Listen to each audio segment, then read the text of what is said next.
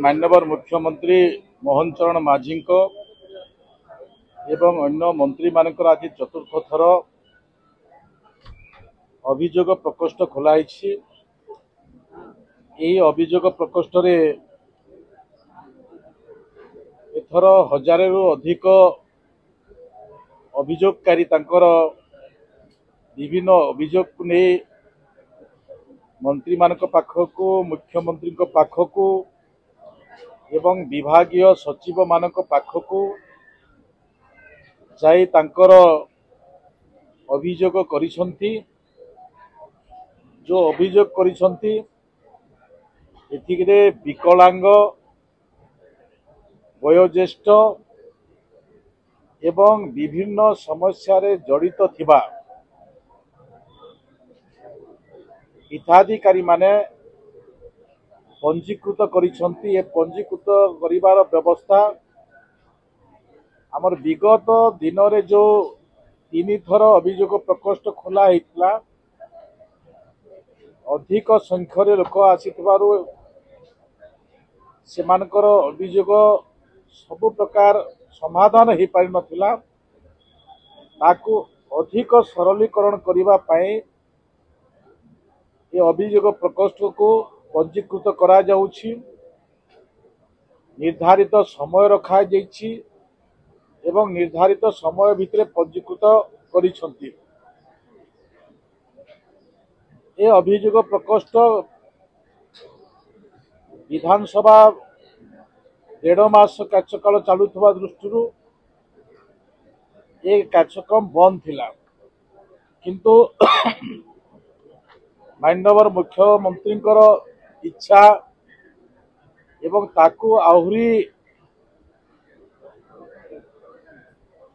तल स्तर को जीवा पई विभिन्न अंचल रे प्रकोष्ठ खोलिबा पई आगामी दिनर व्यवस्था भितरे रखिछंती। जो प्रकोष्ठ हेबो से प्रकोष्ठ रे जनसाधारण तांकर अभियोग पत्र दाखल करिवे एवं विभिन्न उत्तर ओडिशा, पश्चिम ओडिशा, दक्षिण ओडिशा को भी माननीय मुख्यमंत्री इच्छा मु सेपटे जीवी एवं सेपट लोकंकर भी अभियोग को मु सुनिबी। गतकाली जेते बेले केन्दुझर जिला निज जिला को गस्त होते से समय भी ए प्रकार आभिमुख्य जनसाधारण पाखरे रखिछंती। तेणु मु आशा प्रकाश करी विगत दिनर सरकार एवं वर्तमान सरकार भितरे आपण माने जो पार्थक्य अनुभव करुथिबे ए पार्थक्य अनुमय होउछि ए मोहन माझीर सरकार।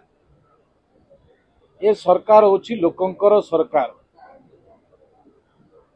लोकंकर भरोसार सरकार, लोकंकर व्यवस्था को दूर करि पारुथवा सरकार। सही दृष्टि नहीं आछि जो ग्रीवांश प्रकोष्ठ खुला है माननीय मुख्यमंत्री मोहन चरण माझी आम जे कैबिनेट मंत्री अछंती रुचिराज हरिचंदन, आमर गोकुलानंद मल्लिक एवं इंडस्ट्री मिनिस्टर संपत स्वाई एवं विभागीय सचिव माने मध्य उपस्थित रही समस्तंकर दुख को सुचारू रूप से शुणुछंती एवं आगामी दिन में तार सुफल पाइबे ये आशा आपण मानक पाखरे रखिबा पाई चाहे। जदि आपंक आम भिडी भल लगा तेब आम चैनल को लाइक, शेयर और सब्सक्राइब करने को जमा भी भूलु नहीं।